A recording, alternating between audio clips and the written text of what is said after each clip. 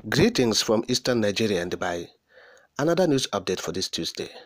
Buhari finally achieved his dreams. Heads to Daura to meet his cattle and sheep. That is what happened yesterday as Buhari left the venue of the ceremony for the handover to tribulation. After the handover, shortly, they were sworn in, talking about the tribulation and the vice.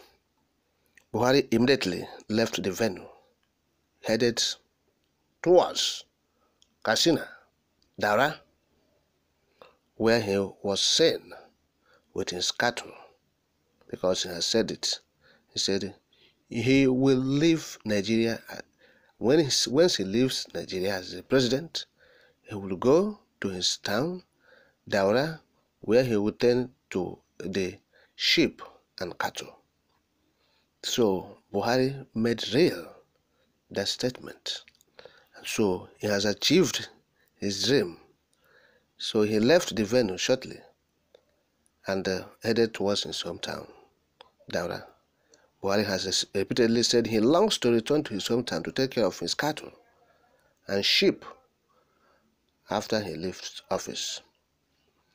He said he will stay far away from Abuja. Far away from Abuja. As far as possible, he will run from Abuja. Why are you running? Why are you running? You have stayed in Abuja and governed or ruled for 8 years, and you want to run as fast. You don't want to near Abuja again. You want to be far away from it. Remember on Sunday he said that he finds it easier to control his cattle and sheep than fellow Nigerians. So Buhari said it, that it is very convenient for him to control sheep and cattle than fellow Nigerians. A leader. So that's to tell you that this country has been destroyed. They have run the country aground for 8 years. And there's no hope. That's the most worrisome aspect of the whole thing. There's no hope. Assuming we have wasted these years. These years, we have wasted it. Okay? These 8 years. And we have hope that beginning from now, Nigeria will go into healing process and start picking their pieces and move forward to join the League of Advanced Countries of the world. It could have been better, but the situation is gory and there is no hope in sight, because the man that took the mantle of leadership on 29th May was seen as a man who has this innate natural instinct of bigotry in him. Throughout, before his campaign to become the president of Nigeria, the man never visited the southeast, the eastern Nigeria. He's a hater. When he was the governor of Lagos State, it was obvious his marginalization of a section of the country because of what? They are doing well in the areas of commerce and industry. Okay? So today, that man has become the president of Nigeria, as they said. So, people who listened to his inaugural speech said it was uninspiring, that they have not seen such a speech before. You see, so Nigeria is already in a mess. So our people, we have been saying this. There's no hope in this contraption. There's no hope. It's going from bad to worse. That situation, a header is leaving office and tribulation is entering. It's a problem for the country, sincerely speaking.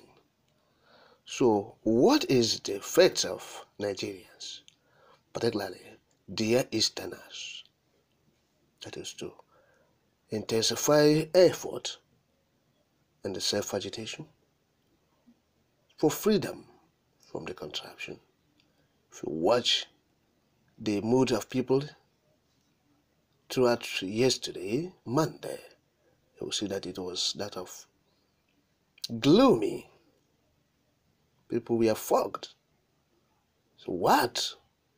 So after all, this man who forfeited over $300,000 United States of America, process of crime, yes, is their leader. They can't fathom it. Some of them were crying, shedding tears. People were wailing, ululating, sobbing in their closets. It was a moment of grief for the country. Sincerely speaking, that's the mood. It was indeed a moment of grief. Nigeria had never seen such an presidential inauguration in their history. All right. So that is to tell you that the future is gloomy for the country. And the people of the eastern Nigeria has taken the best stance, and that is to liberate themselves from the contraption. And that effort, we are saying, must be intensified in this time around.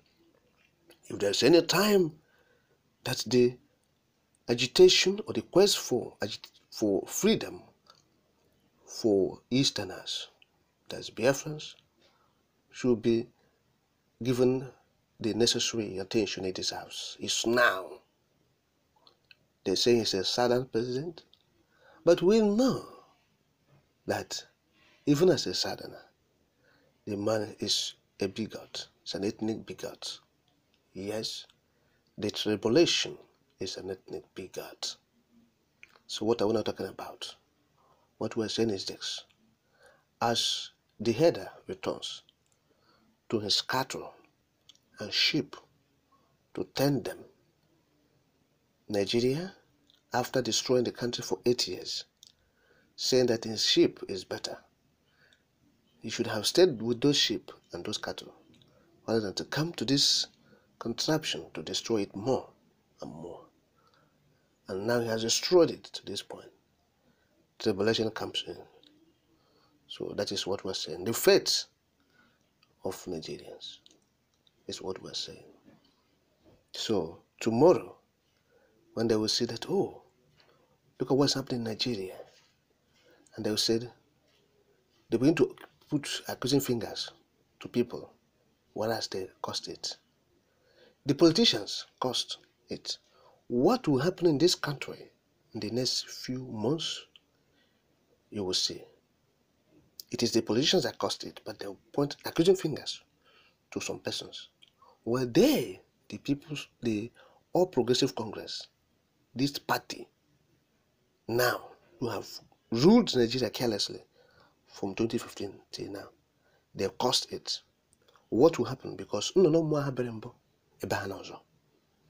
yeah, we may be speaking in parables, but 1964 to 1965 to 1966.